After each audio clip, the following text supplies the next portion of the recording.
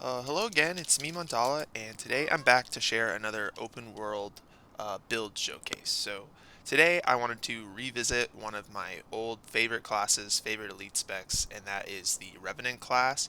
And so over time I had a Revenant video up for Vindicator specifically um, a while ago, but a lot has changed in Guild Wars 2 over patch notes after patch notes after patch notes, and my recommended build for this class has changed significantly after a few changes. So I'm going to go through it.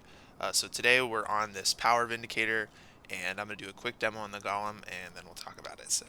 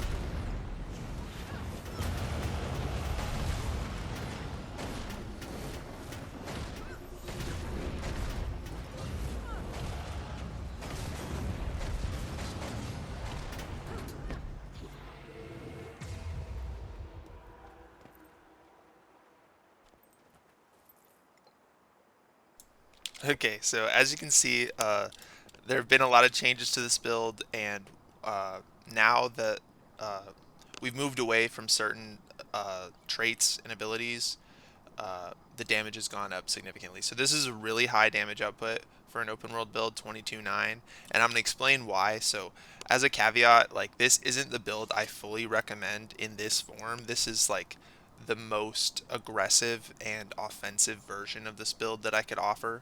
And so the way this one works is we are in full Berserker gear all the way through in every slot. And the reason we can do this in an open world build at all is because of this new relic, the relic of Zakiros. And so while you're under the effects of Fury, convert a percentage of your outgoing critical strike damage into healing. And so this gives us a lot of natural sustain, even on a build that doesn't have any built-in defensive capabilities or sustain necessarily. And so it allows us to survive in the open world while being extremely aggressive. And so for this to continue on with the build, this build's running Great Sword and then Sword for the weapons with superior sigils of force and superior sigil of impact in both weapon sets. It's running the superior rune of the firework to give us boon duration and power, and then like I said, the relic of Zakiros.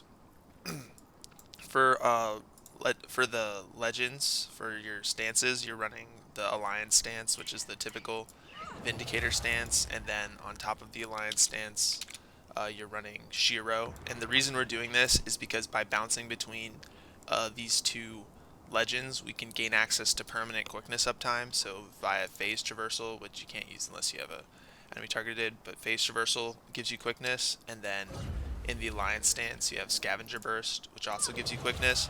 And together, if you time it right and use these skills appropriately, you can get permanent quickness uptime.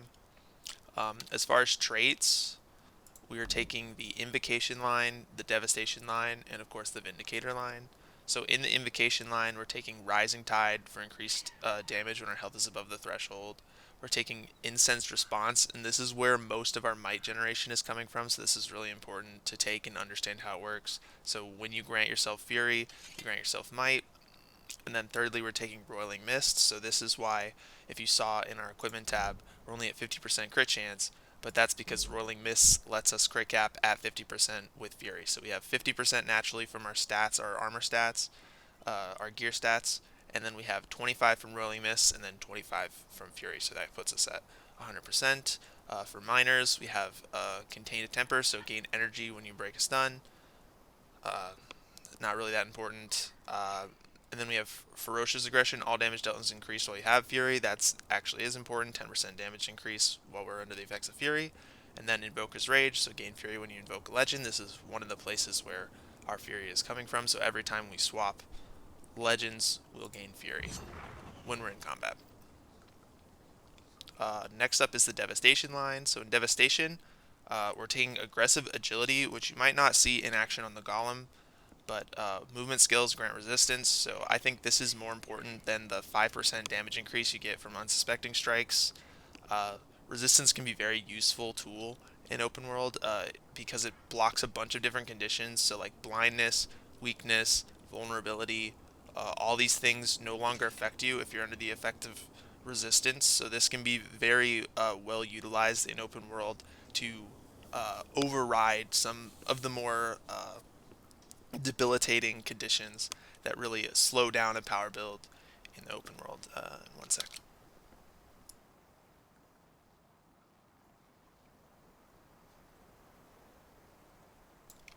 Okay. Next up is Notoriety. So Might grants you more power and less condition damage. Obviously, we're a power build, so that's good for us. Gain Might when using a legendary stance. So every time we use a stance ability in combat, obviously, we'll gain Might from using it. And so that's another source of might that we have on this build. And then lastly, we're taking Swift Termination, so deal increased strike damage to foes below the health threshold. So this is just a 10% strike damage increase. And then lastly, we're taking the Vindicator trait line, and just for the minors on this, we have Targeted Destruction, so deal increased strike damage to targets based on their vulnerability stack, so that's a 12.5% damage increase. If they have 25 stacks of Vuln, then you'll see later why we were able to get a lot of Vuln on this build. This one's Destructive Impulse, all damage dealt is increased, and increased additionally if you have an offhand weapon equipped, so that works for our swords, and then it's just a damage increase. And then lastly, Exposed Defenses, your first attack when entering combat applies vulnerability. This ability is refreshed when you use an elite skill, so that's your 10 slot skills.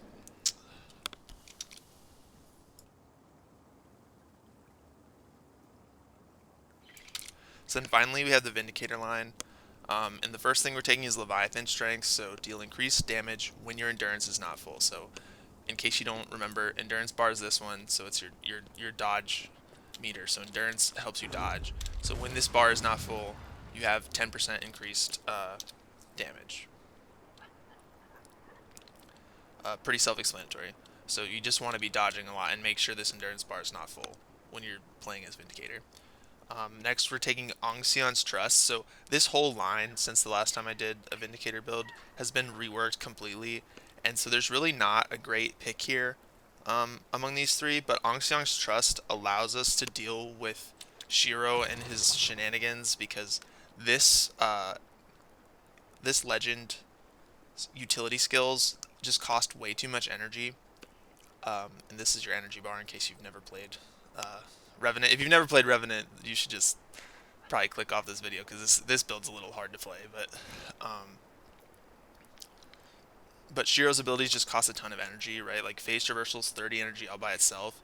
So the reason we take Ongsion's Trust is you might have seen during the demo on the Golem is using Ongsion's Trust, and it's not going to work when we're not in combat. Allows us to deal with these high energy costs and still get use out of Shiro.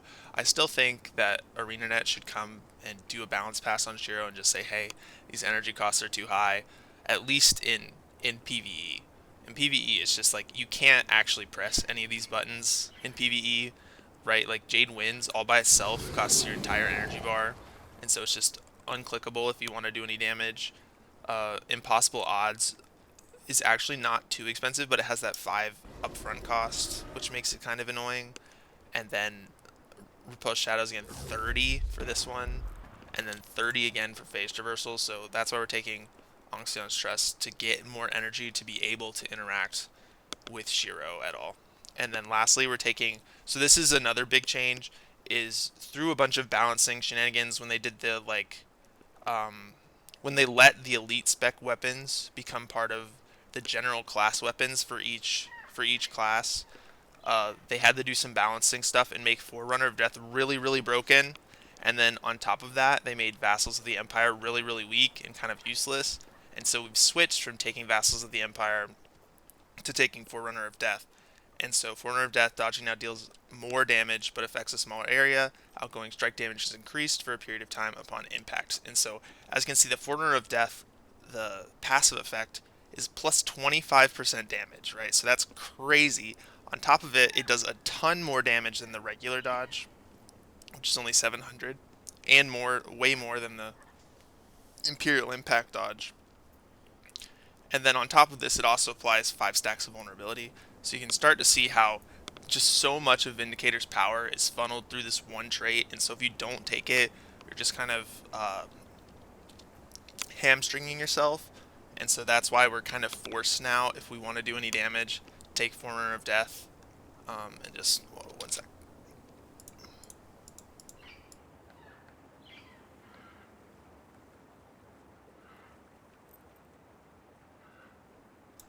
Okay, so to go through the minors, this minor, the far minor, is Empire Divided, so gain increased power while above the health threshold, gain increased healing power while below it, so plus 240 while you're above 50, plus 240 healing power while you're below. Um, then the next one, Balance and Discord, gain health and boons in swapping legends or by using alliance tactics while attuned to Legendary Alliance stance. So if we're in Legendary Alliance stance and then we switch, you see we get regen and then we heal from doing this. And so you'll see when I do more open world demo of this build why this is important. And then lastly, you have Tenacious Rune, which is just your dodge now deals damage. That's just the Vindicator passive trait. And so that's pretty much how the build works. But like I said, this is not the version I necessarily recommend. So I'm going to show you the version that I think if you're really good at the game and you want more of a challenge, but you want to be as powerful as possible, this build can be really fun.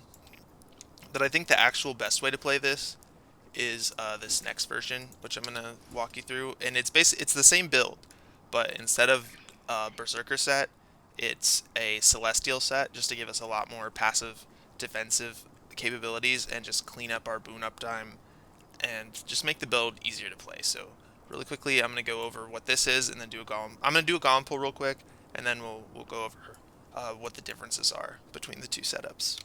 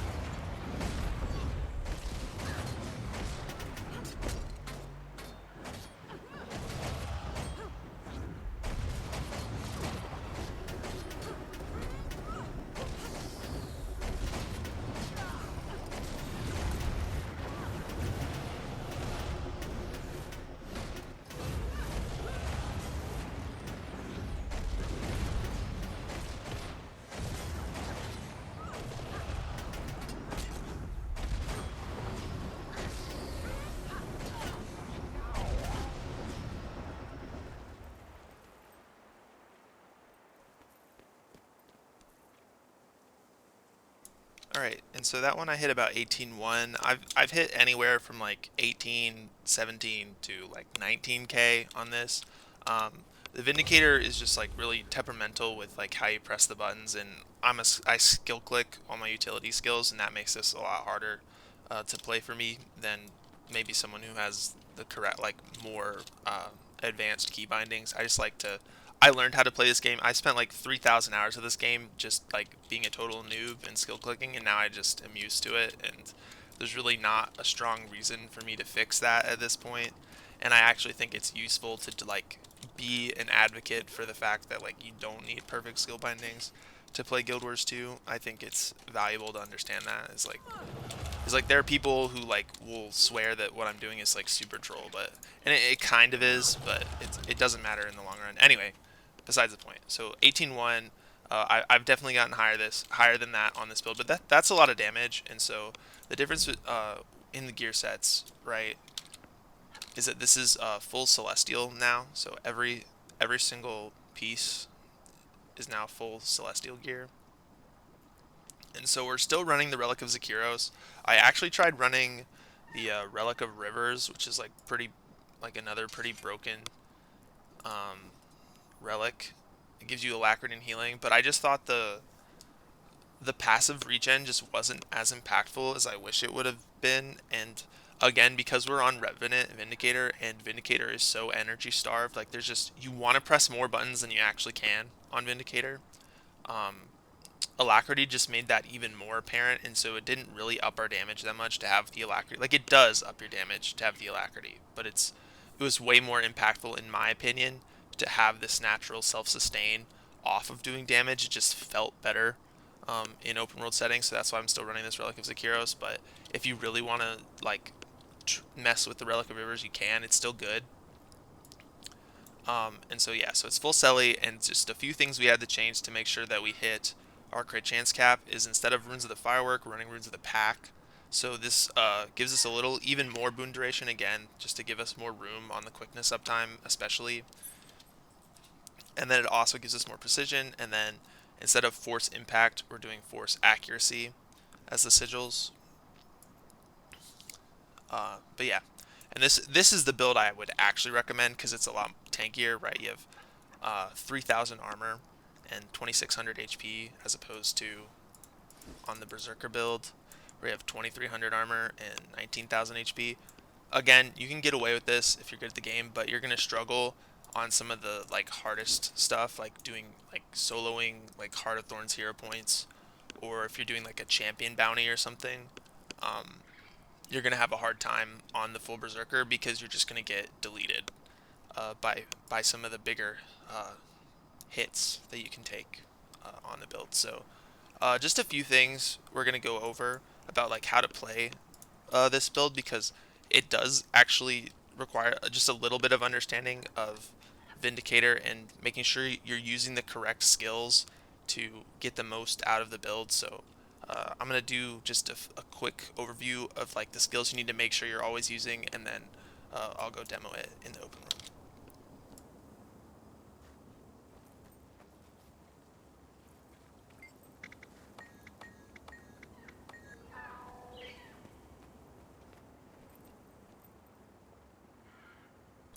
So the biggest thing to remember about this build is you want to be spamming your quickness abilities. So that's this one, right? The Scavenger Burst gives you quickness, and then the second one is the Phase Traversal.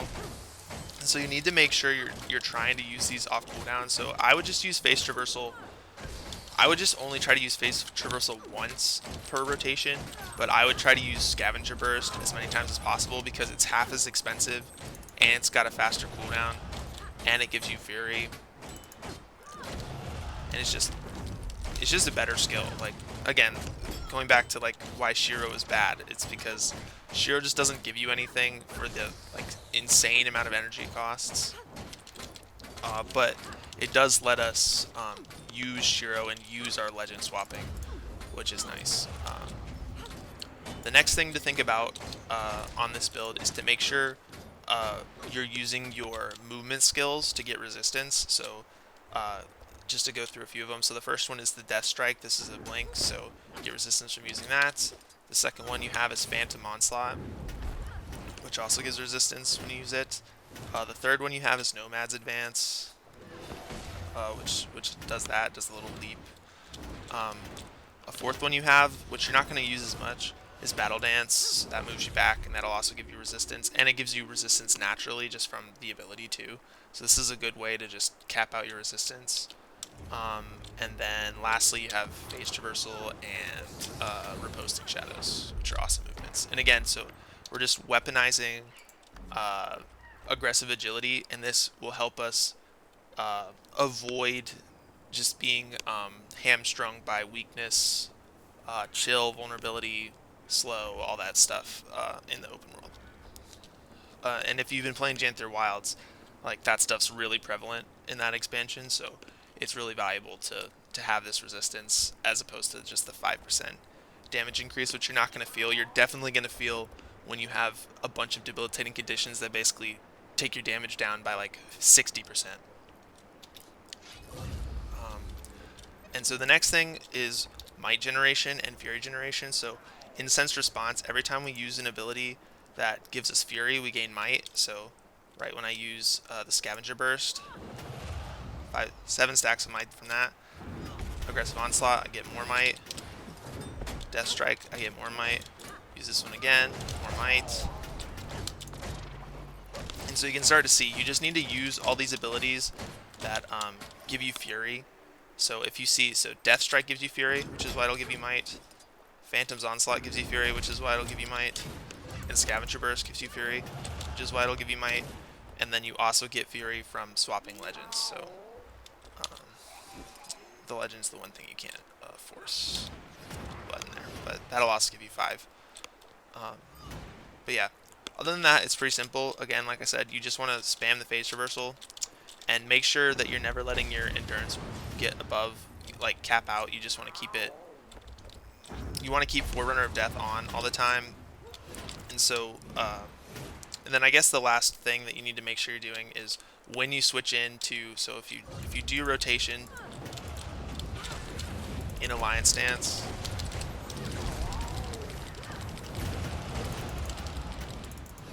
and you switch into Shiro, Shiro's where you need to use the energy meld, and it'll give you more energy, so you might need to dodge immediately, but that will let you actually play around with Shiro's skills without just immediately hitting 0 energy and popping you out of impossible odds. So again, like, you could watch other videos to learn how to do like exact rotations, but those are the big things that you need to think about. As far as just regular utility that you get, Greatsword 4 is a block, and then you have a retaliation attack with the block, so the more times you block, the more damage the Imperial Guard does. You also have a stun break with Reaver's Revenge. You have this heal. And then the big thing is your F3 Alliance Tactics is a heal and gives you regen. And then you have a lot of valuable utility on this bar too. So you have another stun break. You have an insane Condy Cleanse and regen generation. You have this evade and resistance generation. Then you have another heal over here. And the cooldown is really short on Alliance Tactics. It's only 3 seconds. So if you're struggling, if you just get bogged down with a bunch of conditions, or you're starting to take too much damage, like, don't be afraid to hit the Alliance Tactics and just start doing stuff over here for a little bit. It's like, by the time you use the skills you need to use, you'll be able to go back to Archimedes and use his abilities. So something to think about. Also, your only real form of CC, well, you have 2, but Jade Winds is going to be like your primary CC. So if you need to, just use all of Shiro's energy on Jade Winds to break a bar. And then you also do have Defiance Break on Reaper's Rage, so that'll do Defiance damage as well. Is there anything else I need to go over?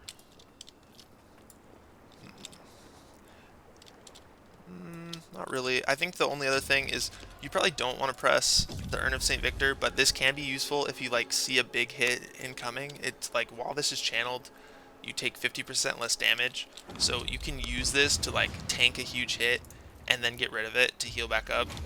But ultimately, you're not going to find much use in open world play. You're just going to be better off just continuing to use all your other abilities. But yeah, okay. So I'm gonna go and do do some demo stuff with this build, but just let me get to a spot and then we'll talk about it more.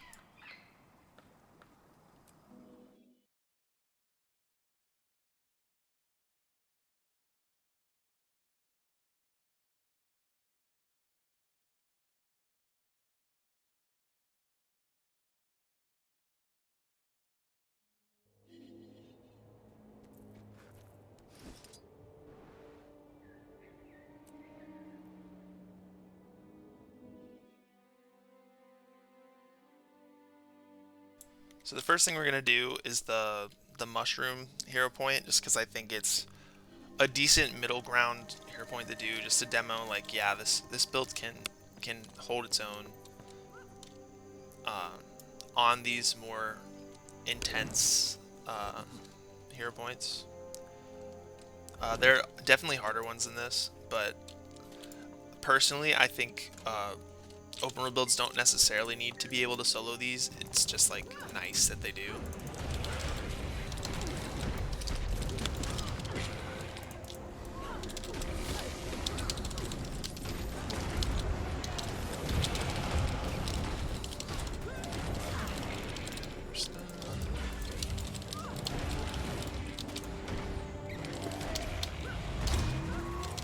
So you can see we have just a lot of tools to use against an encounter like this. Oh. Alright, pretty easy, right? And then you can also do this one with this build as well, with the Berserker one. And so just a quick demo of the Berserker one. It's definitely going to be harder, right? You have to play smarter when you're on such a squishy setup.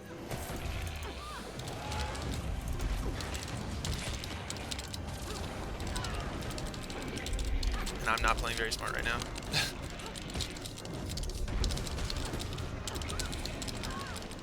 As you can see, you just take so much more damage, so you have to be just that much more careful about what you're doing.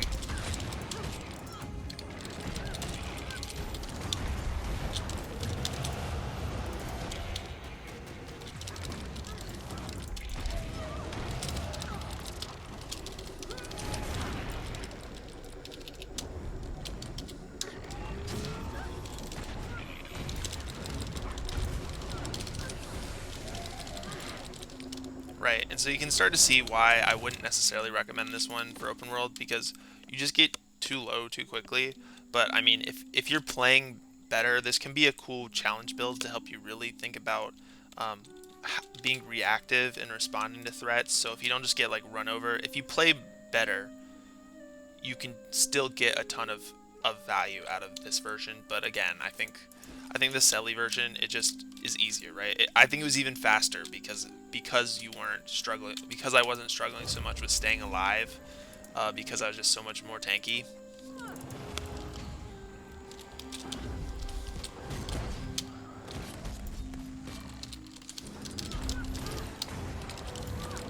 Yeah, so that's the first thing I wanted to show.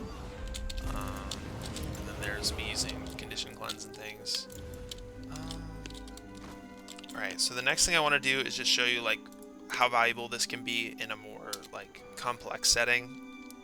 So I'm gonna actually go up here to the new expansion, to the Lowland Shore, and do one of the rifts here, just to demo the build a little better. And so I think the greatest value of this build it's kind of high APM, but it just has a lot of utility, and you can be very reactive and just while still doing a lot of damage. I think the only thing it lacks, right, is that it doesn't have protection. So again, because we can't use Vassal of the Empire, because they just completely gutted this skill for some reason. They just like are super scared of it. Probably because it's broken in like competitive modes, but I really don't understand what they think it does now, because it's basically just protection for minus 40% of your damage. Oh, you can get protection uptime, but you're losing 40% of your damage. So it's like, why even use that? It's just not worth using. But that's the only weakness of this build, I think, is that it doesn't have protection uptime. But really quickly, we're gonna go. They're already on the Blighted Beast there. Maybe we want to do a different one. We'll go finish it, and then, because it's not gonna show me another one unless I go beat up the boss here.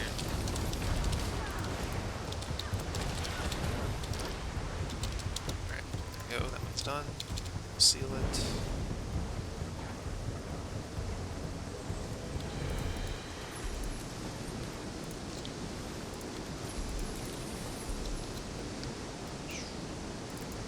And back up here.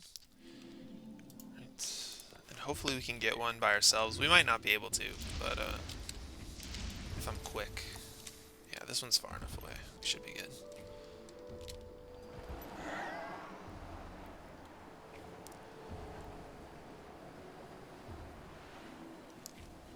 A hunter! Glad you're here, I am. I thought Bill was sending me on an easy hunt, just being a reindeer and all. Something's got this one all worked up. She's gonna talk a little bit, which is gonna be annoying, but it's whatever. But as you can see, we're getting a lot of like weakness from these mobs, and so it's really useful to be able to negate that by generating resistance, which allows us to just, and as you can see, there's just like a ton of mobs on top of us that whole time, but it doesn't really matter because this build has a lot of natural survivability. And then someone did show up, but it's fine. It's gonna happen in open world.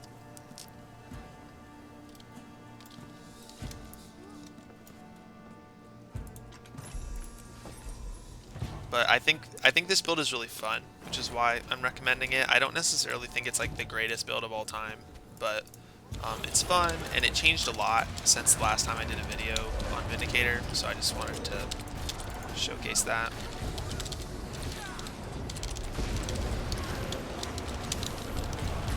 Definitely you want to avoid the Moon Corrupt circles.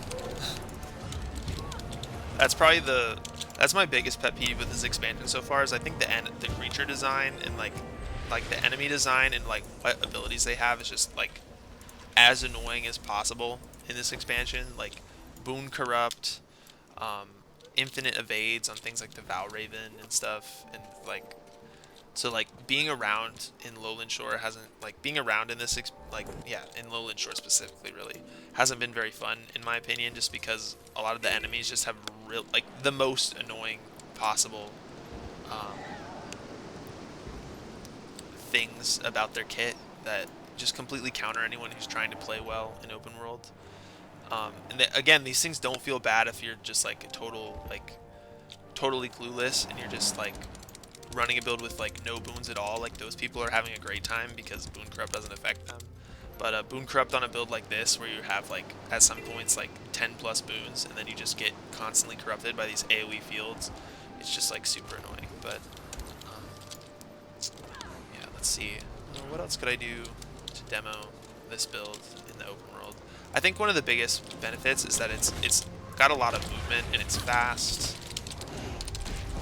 It's kind of a unique playstyle, and when you get really good at Vindicator, you can do a lot more damage than even I'm doing. I think like a top player on this build, instead of doing like 23k on the full Berserker set, would probably be doing like closer to like 26, 27, maybe even like 28k if they set their build up properly and we're doing a true rotation.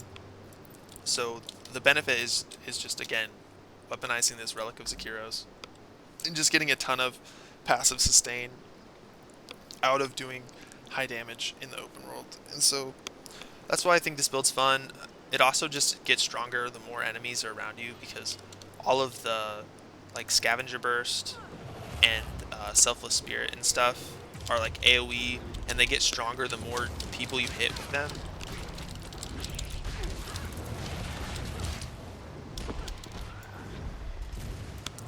But yeah, so is there anything else I want to do? Maybe we could go do the hard hero point, the Chak.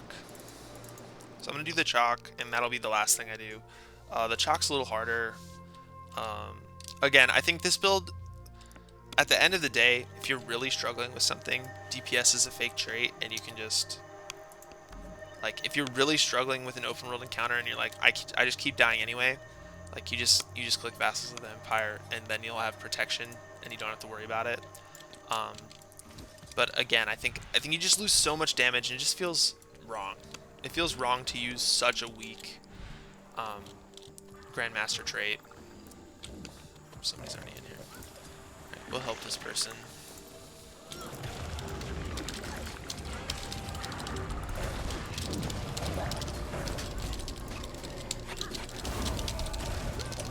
They got stomped. As you can see, if you're not on the right build, this one's a toughie.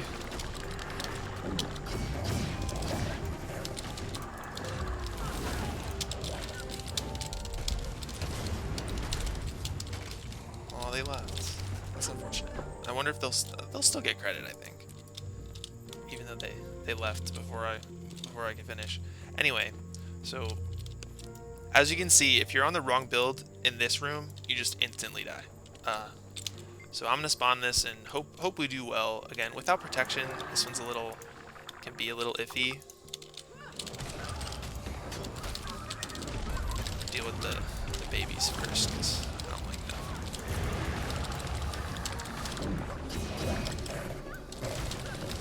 We have protected Tarir for over a century. It will not fall this day.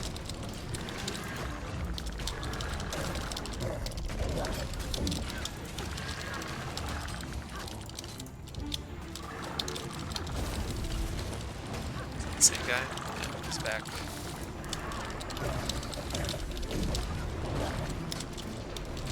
But as you can see, if we're using our abilities correctly, we can... That was not correct. We really don't struggle with this one very much. And so this build is still really strong, right? Like, I just wish it could have access to protection. Like, I think if it had access to protection, it would be one of the greatest builds ever. And again, I'm not doing it very much because I'm good at the game. No, I'm not really that good. But is when you're in trouble, don't be afraid to switch into Saint Victor and use these defensive abilities to your advantage, because they really are powerful. And if you're feeling like you're struggling with the switching back and forth between the legends, just don't use Shiro. I think you can get away with not using Shiro. You can even, if you want, you can just use you can just use the alliance stance. So basically, you just camp alliance stance and don't swap to Shiro ever. And instead, keep your secondary legend as something you're going to use as utility. So you can do like Dwarf, and this gives you this heal resolution, this permanent stab, CC ability here, damage ability, and then like the healing hammers over here that you could use, or the Rite of the Great Dwarf stun break, right? So you just like essentially like just imagine you're just like, let's start this thing again. Deal with the little babies first.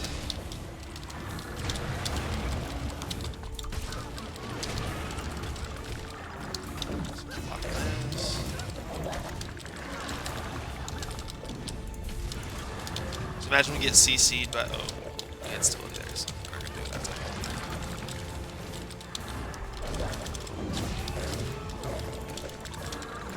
Alright, so we got CC'd, and we just...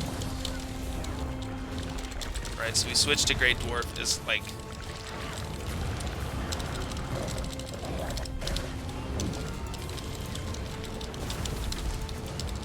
as entirely like just a reactive defensive measure.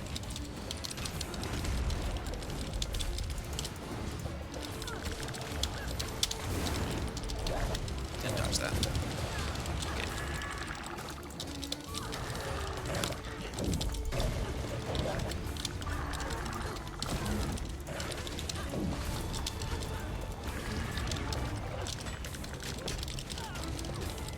Alright.